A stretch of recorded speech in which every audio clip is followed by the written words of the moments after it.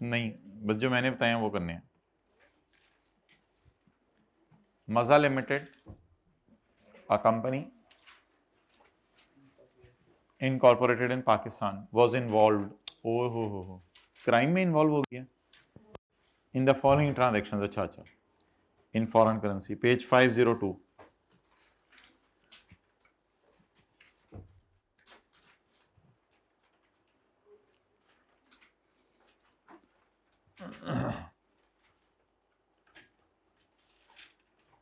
अच्छा भाई, एक चीज देखें, ऐसे भी तो एक्सचेंज रेट गिवन हो सकता है।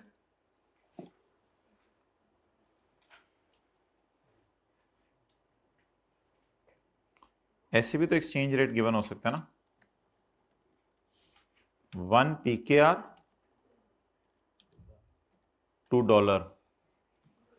किसी ने ढूंढा नहीं हुआ शायद नेट पे, चले खैर है, ढूंढा हुआ है, ढूंढा हुआ है,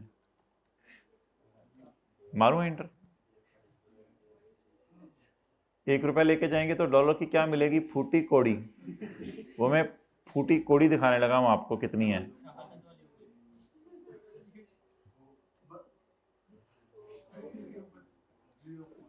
तो आपके 1 रुपए में बहुत ताकत है, इससे आप $0.0036 ले सकते हैं। क्लियर? अच्छा, ऐसे सवाल जब आया करेंगे ना, तो फिर हम मल्टीप्लाई नहीं किया करेंगे करेंसी को, फिर हम क्या किया करेंगे, डिवाइड किया करेंगे। बस ये थोड़ा सा ध्यान रखेंगे, ऐसे सवालों में हम मल्टीप्लाई नहीं किया करेंगे। इसकी थोड़ी सी प्रैक्टिस कर लेते हैं, फिर ये सवाल शुरू करते हैं।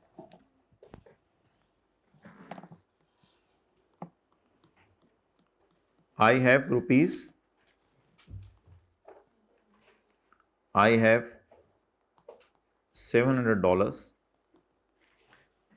मेरे पास $700 हैं।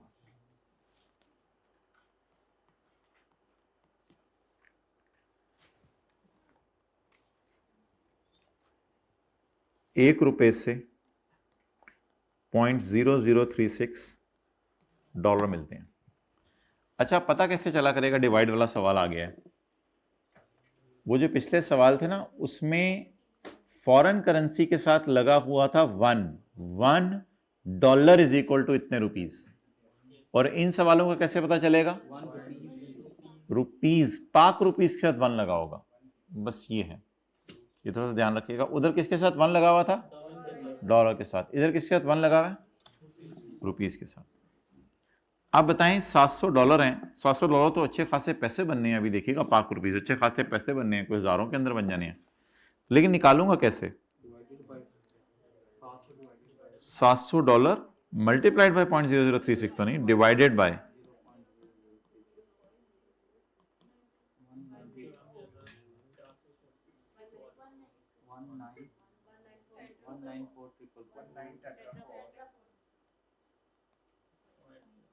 तो $2 लाख बन गया है। $700 मेरे पास थे, ये कितने रुपए बन गए, $2 लाख बन गए।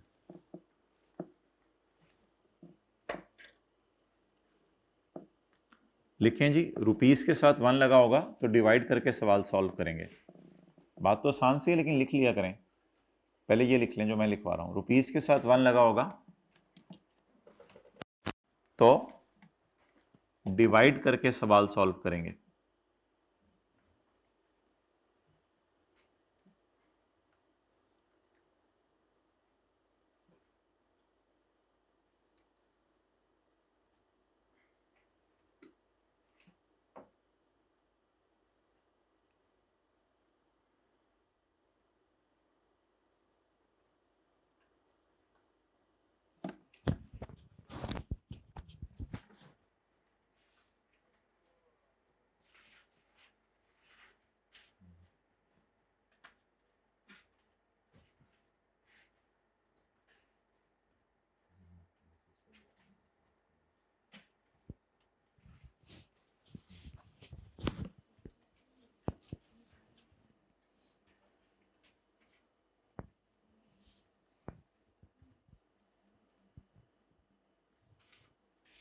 बोलें बार बार,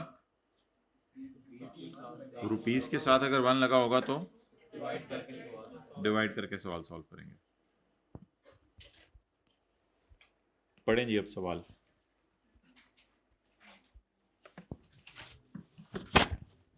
मजा बॉट इक्विपमेंट फॉर 1,30,000 दिनार ऑन 4 मार्च 2। अच्छा, ट्रांजेक्शन वही हैं सारी, रिवीजन है बस। मजा बॉट इक्विपमेंट फॉर 1,30,000 दिनार ऑन मार्च 4 2018 एंड पेड फॉरन 25 अगस्त 2018। तो हमारे साल ही अल्लाह का शुक्र है प्लांट खरीदे और हमारे साल ही पेमेंट हो गई है। अब जरा रेट जाके देखना है, किसका देखना है? दिनार का। आओ सॉरी, ज्यादा अजीब होगी। 1 रुपए के फूटी कोड़ी दिनार मिलने हैं पॉइंट्स में। तो अब किसके साथ 1 लगा हुआ है? तो इस तरह लिख लिया, रुपीस के साथ 1 लगाए। ये वो वाला सवाल है, इसलिए अब कैसे सवाल सॉल्व करेंगे? डिवाइड करके। क्लियर? चलें जी शुरू करें।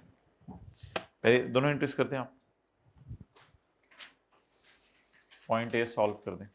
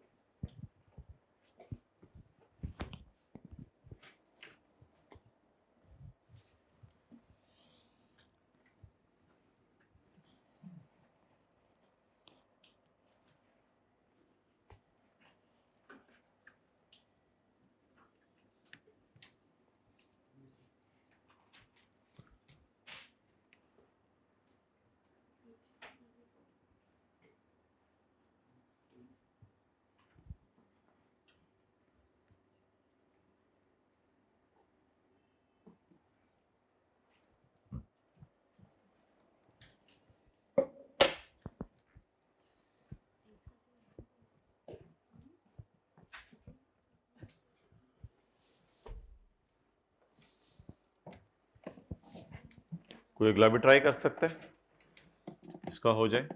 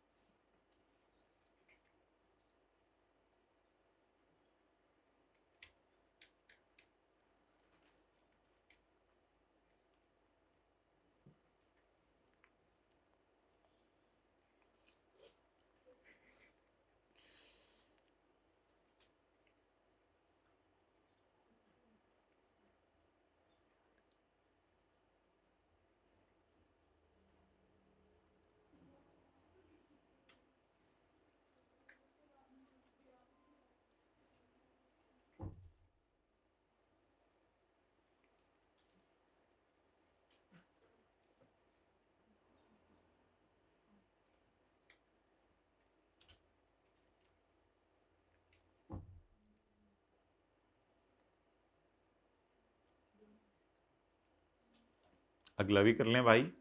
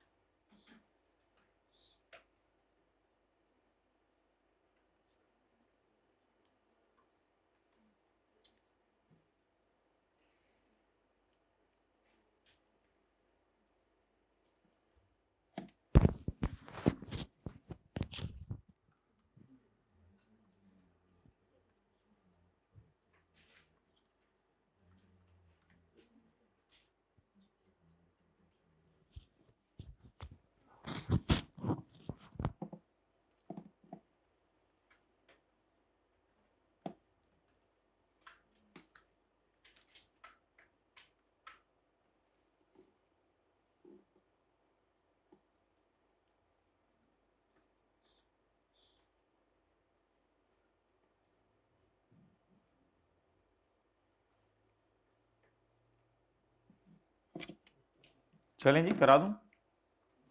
बस ठीक है, एक दो भी काफी हैं, एक दो जरा रनिंग में आ जाए। ठीक है, पॉज ले लें, फिर अगला भी आप ही को करने दूंगा। चलें जी। ए मजा limited bought equipment of 1,30,000 dinar. तो my dear 1,30,000 dinar divided by 0.5 जी 2,60,000 जी बोलें। Equipment debit, payable credit. अब टेंशन किसकी है? पेएबल की। इक्विपमेंट तो बस अब रिकॉर्ड हो गया तो हो गया, अब इसको नहीं छेड़ना कभी। इक्विपमेंट का क्या कसूर है कि आप पेमेंट लेट कर रहे हैं? जी पेमेंट हमारे साल ही हो गई है लकीली। उस वक्त दीनार कितने का था? ये 1 रुपी इज इक्वल टू 0.8 जी। पहले क्या, पहले मेरा मशवरा होता है कि कैश एंट्री की डेट क्या थी?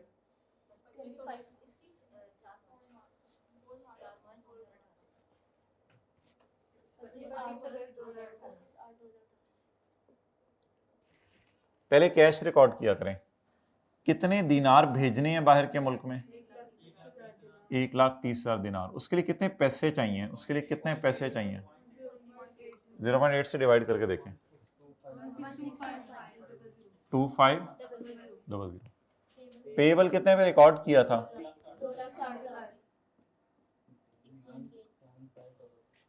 अल्लाह Akbar.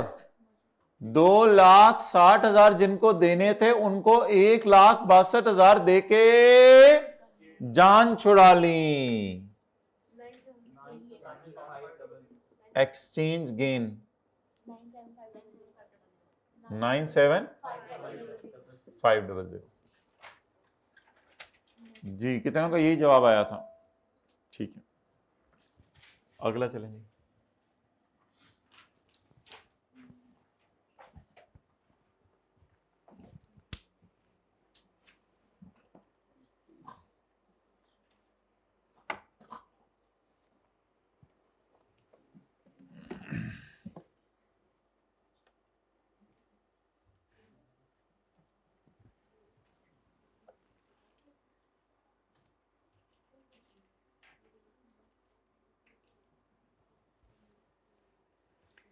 On February 27, 2018, Mazda Limited sold goods which had cost 46,000 for 476,000 cram.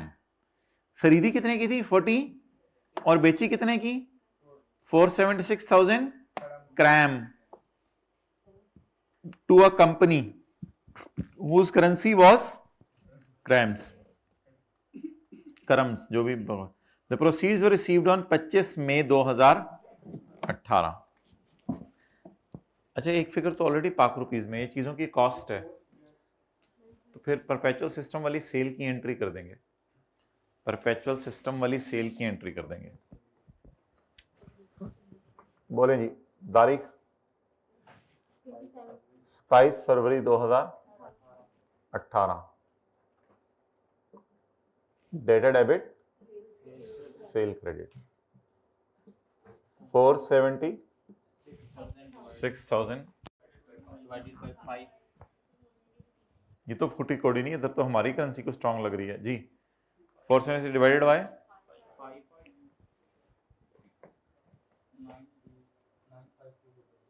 95,200।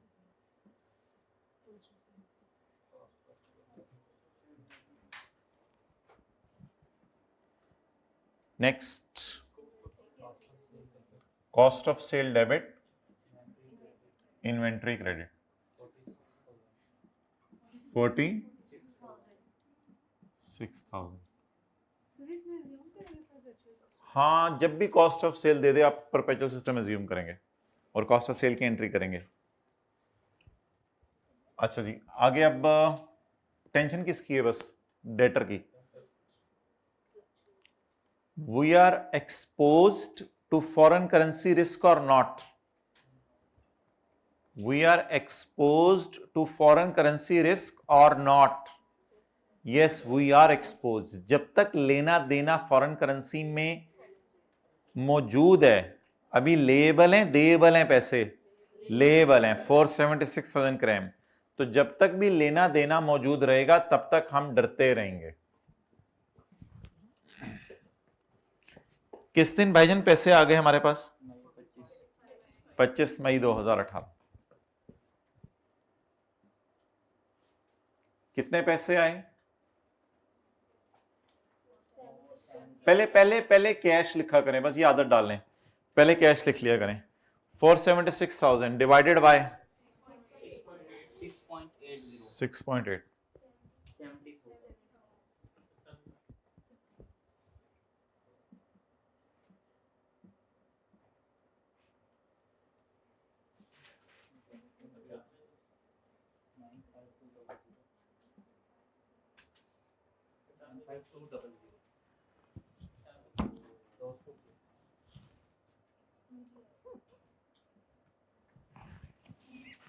गम करने के लिए जगह भी नहीं छोड़ी अब किसी ने। 95,200 वाले कितने मिले? 70,000। आंसू बहाते हुए सफे पे सफे को गीला कर दें।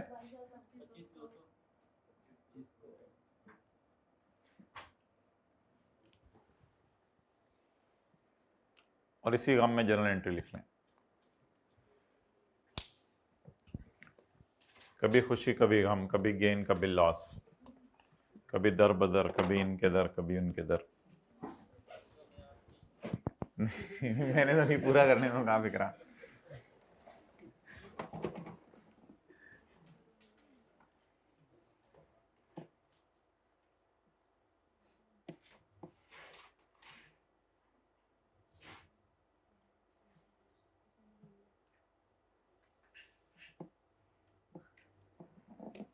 चलें जी अगली entries. On September 2, 2018 Maza limited sold goods which cost rupees 17,000 for 53376 शुरली सेरल्स to a company whose currency was सेरल्स। ओके सेरल। अच्छा जी, सितंबर 2, 2018।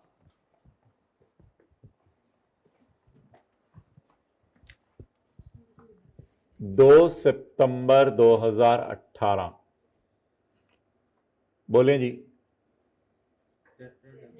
Detour debit sale credit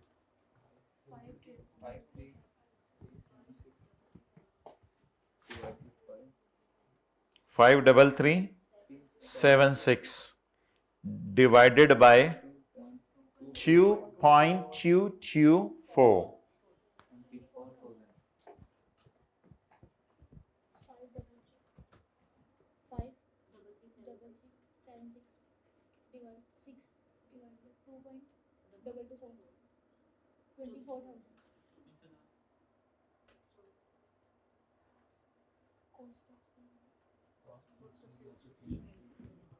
cost of sale debit inventory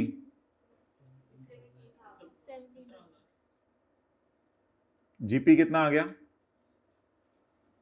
calculator के बगैर बताएं। जीपी सेल इतनी, कॉस्ट ऑफ सेल इतनी, 9,000 रुपया ग्रॉस प्रॉफिट आ गया। किसी को पता है पूरी क्लास में सेल में से कॉस्ट ऑफ सेल माइनस होती है तो जीपी आता है? शुक्रिया।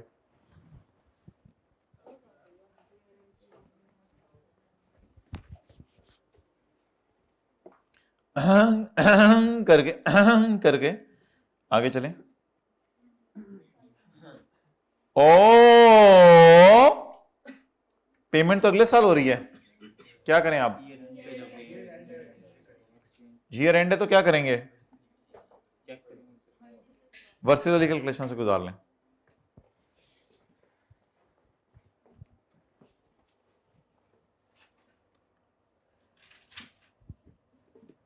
दिसंबर 2018